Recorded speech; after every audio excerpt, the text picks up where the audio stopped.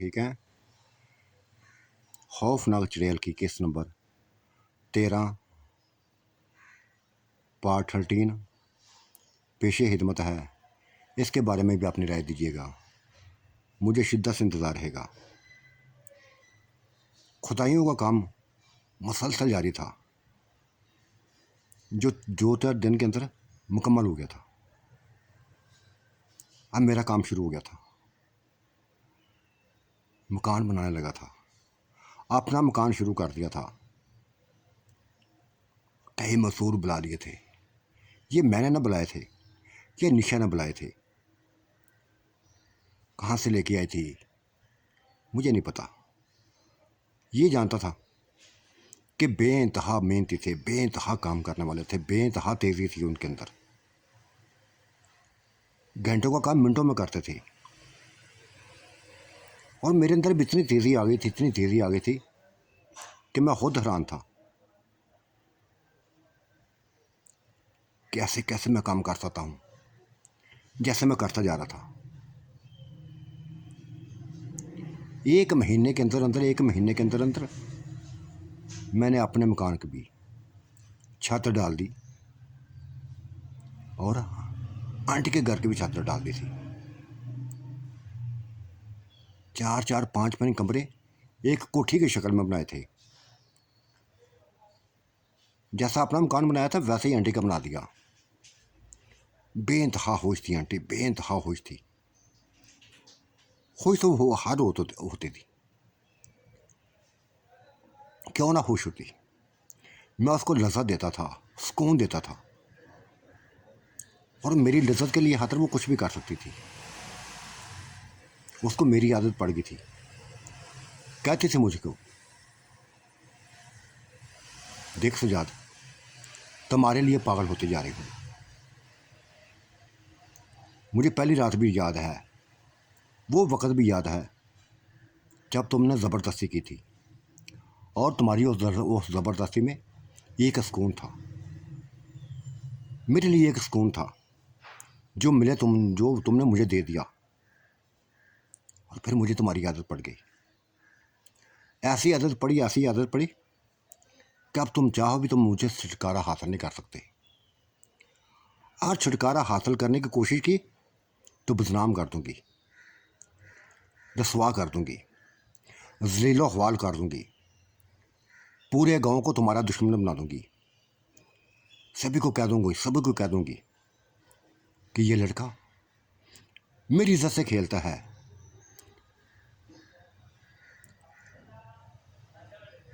मैं उसकी बातें सुन के चुप हो जाता था, कोई जवाब ना होता था मेरे पास। शायद मुझे ब्लैकमेल कर रही थी, अपना फ़ायदा उठा रही थी। और दिन ब दिन वो पुरकशिश होती जा रही थी। शायद मेरी जवानी उसको खूबसूरत बनाती जा रही थी, जवान करती जा रही थी। एक यंग लड़का एक बूढ़ी औरत के साथ, औरत ने तो जवान होना ही था, और सबसे बढ़कर वो जितना सुकून वो देती थी, मैंने ज़िंदगी में ना देखा था। सच पूछो तो मुझे भी उसकी आदत पड़ गई थी, बेइंतहा आदत पड़ गई थी। तड़पता था उसके लिए, सिर्फ मैं ना तड़पता था, वो भी मेरे लिए तड़पती थी। जब मकान की तमीर करता था, वो दुपट्टा उतार के मेरे सामने घूमती फिरती, मेरे साथ मजदूरी करती। उसके तुझे को सिर्फ मरकज मैं ही होता था। हालांकि कई मजदूर थे जो काम करने वाले थे, लेकिन किसी के करीब ना होती थी। मेरे सामने लगी फिरती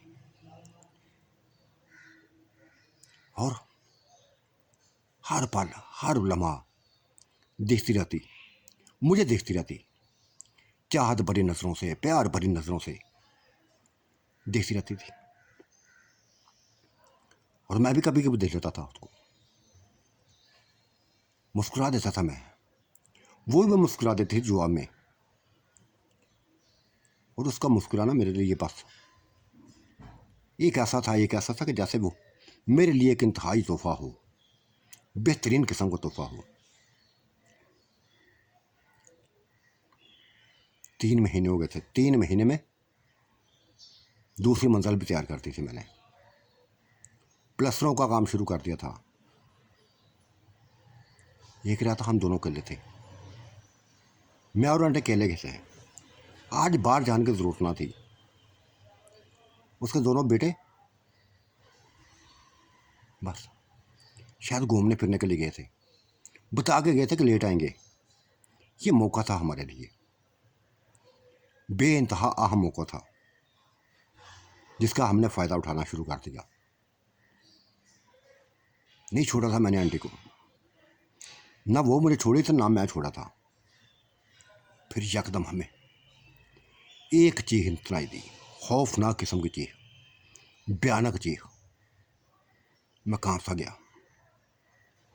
ये चीख मेरे ही मकान से दिखाई सुनाई दी थी, और ये चीख किसी और की न थी, अकरम की थी, आंटी के बेटे की थी,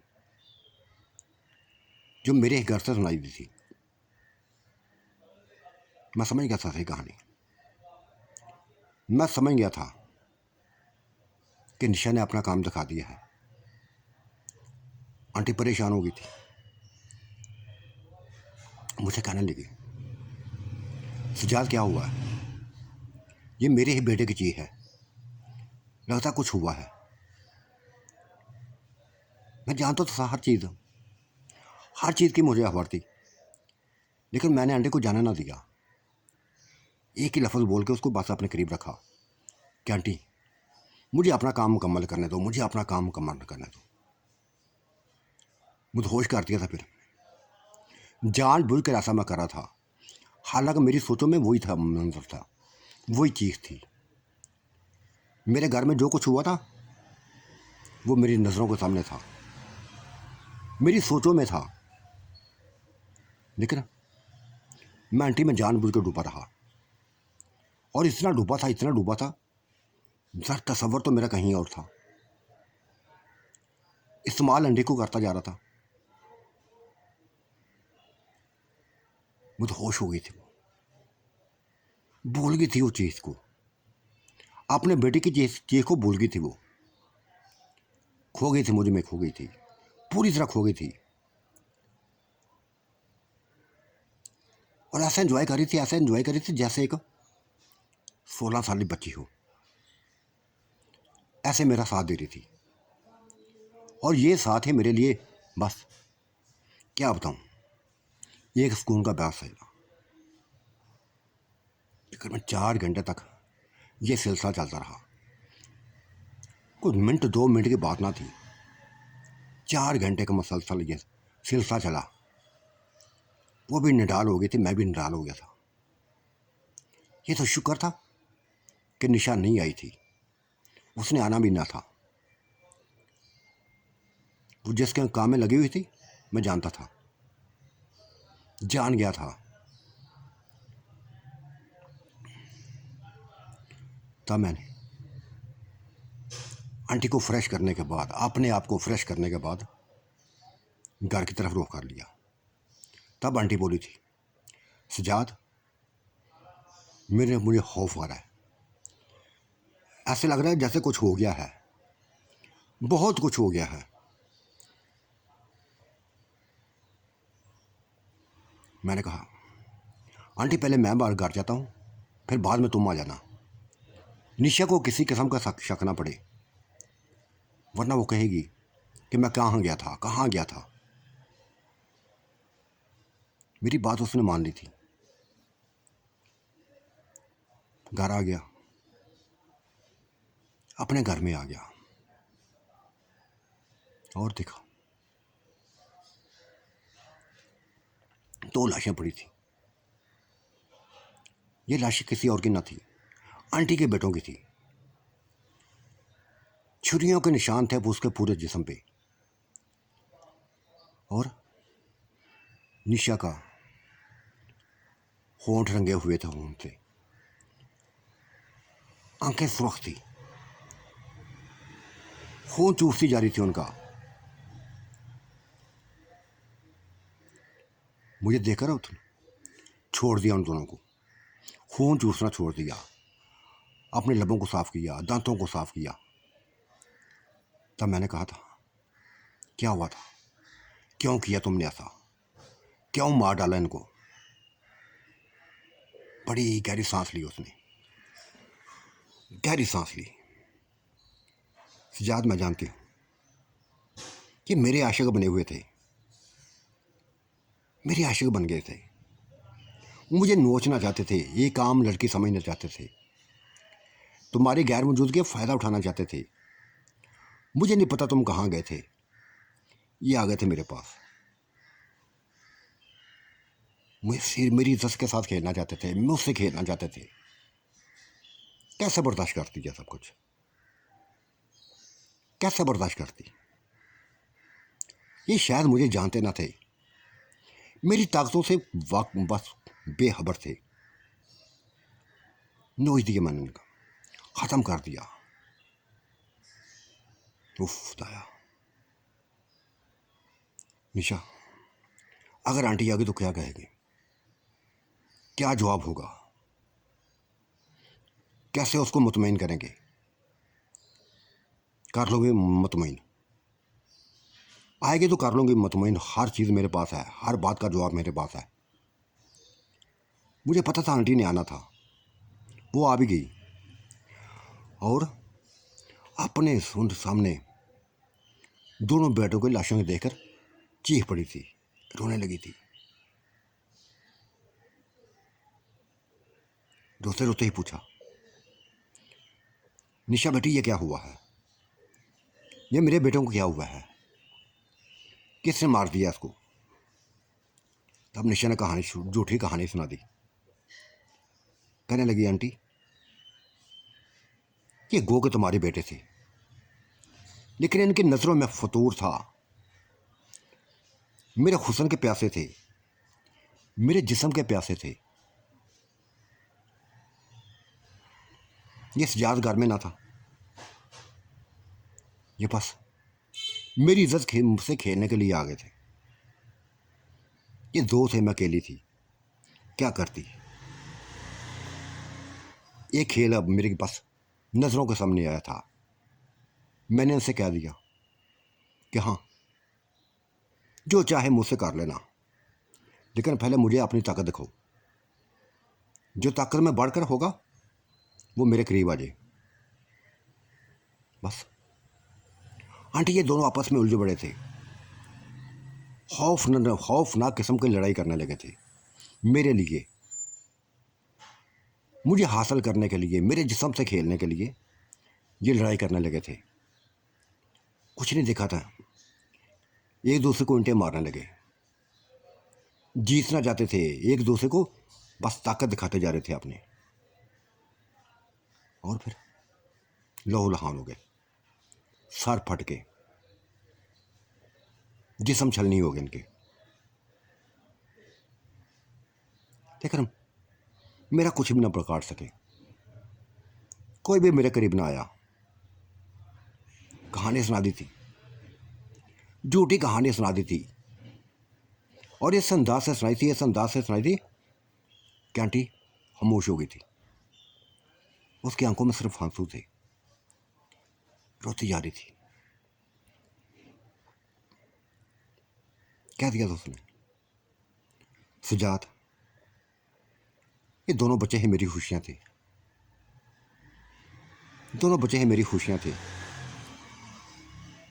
इनके लिए अपनी ज़िंदगी गुजारी थी, इनके वास्ते अपनी ज़िंदगी गुजारी थी। बेइंतहा ख्वाहिशें थे मेरी अंदर, उन ख्वाहिशों को पूरा करना चाहती थी, लेकिन सभी कुछ ख़त्म हो गया, सभी कुछ ख़त्म हो गया।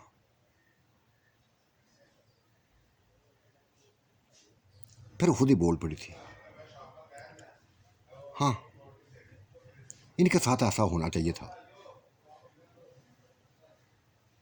होना चाहिए था, हर किसी के खौर साथ ऐसा ही होना चाहिए जो उस लाइन में, गंदी लाइन में पड़ेगा, चाहे कोई भी हो।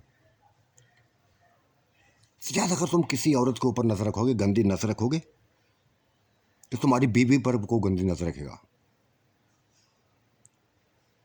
ये ऐसी बात थी जो उसने तो कह दी थी, लेकिन मुझे सर से पांव तक हिला कर रख दिया था।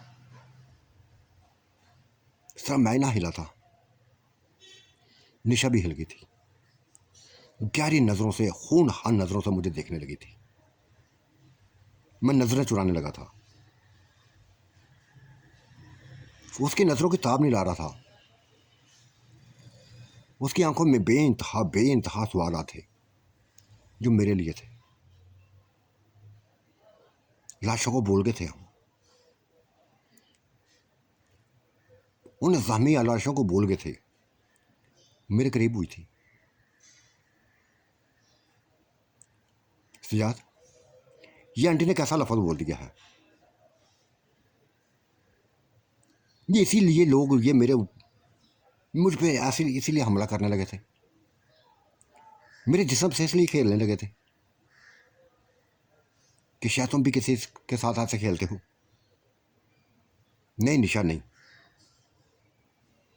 तुझे मुझ पे यकीन होना चाहिए। मुझे भी यकीन होना चाहिए। क्या मैं ऐसा कर सकता हूँ? तुम्हारे होते हुए ऐसा कर सकता हूँ?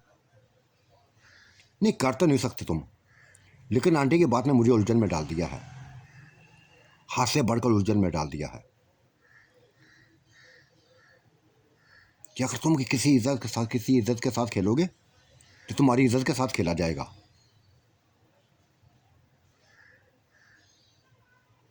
कोई जवाब ना था मेरे पास, लेकिन मुतमईन मैंने कर दिया था, अगर उस वक्त में आंटी मेरा साथ ना देती तो शायद मैं लाजवाब हो जाता। आंटी बोल बैठी थी, निशा बेटी, मेरी कहने का मतलब ये नहीं था। इसकी ज़िंदगी को मैं जानती हूँ, बचपन से जानती हूँ। ये ऐसा लड़का नहीं था, माँ बाप का खिदमत गुजार था, मेहनती इंसान था। ज़्यादा वक्त इसका बस खेतों में गुजरता, अकेले में गुजरता। मानती हूँ कि हुसैन और जमील इसने जवानी हासिल की है, तमाम गांव वालों से लग थलग है, लेकिन इसका मतलब ये नहीं है कि ये बुरा है। बुरा नहीं है, ये बुरा नहीं है। हाँ, जो मैंने लफ्ज़ बोले हैं ये आम जिंदगी के लिए हैं कि जो किसी औरत पर नज़र रखेगा, गंदी नज़र रखेगा, उसकी औरत पर भी नज़र रखी जाएगी। इसका मतलब ये नहीं है। मुतमईन तो आंटी ने कर दिया था, लेकिन निशा, उसके अंदर जैसे एक हालचाल मच गई थी। बार बार मुझे उन्हीं ही नज़रों से देख रही थी, जलती हुई नज़रों से, लेकिन खामोश हो गई थी, क्योंकि उसमें पेट में पलने वाला बच्चा बस चंद महीनों को मेहमान था, जो दुनिया में आने के लिए बेकरार था, बेचैन था। वो मम्मी खामोश हो गई थी, खामोश हो गई थी, चुप हो गई थी। दूसरे दिन यह खबर पूरे गांव में फैल गई थी। दोनों बेटों की खबर पूरे गांव में फैल गई थी। निशा पर किसी किस्म का एतराज़ नहीं आया था, किसी किस्म का एतराज़ नहीं आया था। आंटी से लोग पूछने लगे थे, क्या हुआ, तुम्हारे दो ही बेटे थे, कैसे हो गया उनका साथ, कैसे मरे। आंटी ने मुतमईन कर दिया था कि हाँ, ये गलत लाइन में चलने लगे थे। किसी औरत के साथ गंदी नज़र वैसे इसने रखी हुई थी इन्होंने। किसी औरत के क्या, ये सजाद की बीवी पर मानते हैं हम, बेइंतहा खूबसूरत है वो, चढ़ती जवानी है उसके ऊपर, लेकिन इन बेशर्मों को शर्म नहीं आई थी। बहन समझ लेते उसको, भाभी समझ लेते, जो इनके ऊपर हमला तो ना हो करते। और ये निशा ने बस चाल चाली थी। फिर सभी चाल बता दी उसने। गांव वालों के दिलों में निशा की इज्जत बढ़ गई थी, इज्जत बढ़ गई थी। दफना दिया गया था उनको, दोनों बेटों को दफना दिया गया था। उसी कब्रिस्तान में दफना दिया था जहां मेरे माँ बाप थे, मेरे बयान भाई थे। उन्हीं कब्रों में 2 कब्रें खुदी थी, दफना दिया था उधर। और इस हिस्से को कि जहां मैंने कब्रिस्तान बनाया था, आपने हवेली से इनको इस हिस्से को बाहर कर दिया था। ये एक वीराना था जिसको मैंने सिर्फ कब्रिस्तान का नाम दे दिया। आपने कोठी को चाहे छोटा कर लिया था, मैंने इसको कब्रिस्तान नहीं रहने दिया। जितनी मेरी कोठी थी उतनी ही जगह आंटी की थी। ये कब्रिस्तान अलग तरीन हो गया था।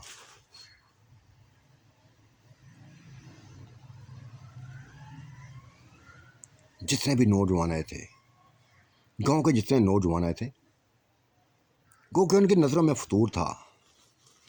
जो भी निशा को देखता बस पागल हो जाता था उसके लिए, उसके हुस्न के सामने बस बेचैन हो जाता था। और शायद उनके लिए यह खुशी की खबर थी कि जो भी ताकत में बढ़कर होगा वो निशा उसको करीब करेगी, कि उनके दिल में बात बैठ गई थी। लेकिन कोई भी निशा की हकीकत को नहीं जानता था, कोई भी नहीं जानता था।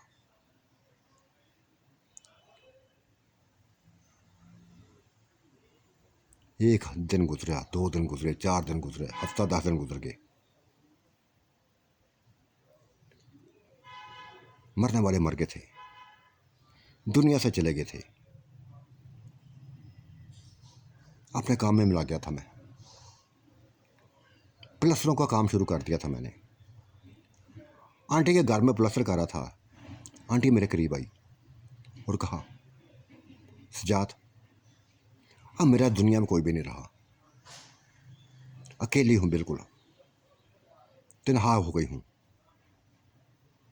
अकेला रहना नहीं चाहती। और दिल की बात बता दूं, मैं तुम्हें हासिल करना चाहती हूँ, मैं तुमसे शादी करना चाहती हूँ।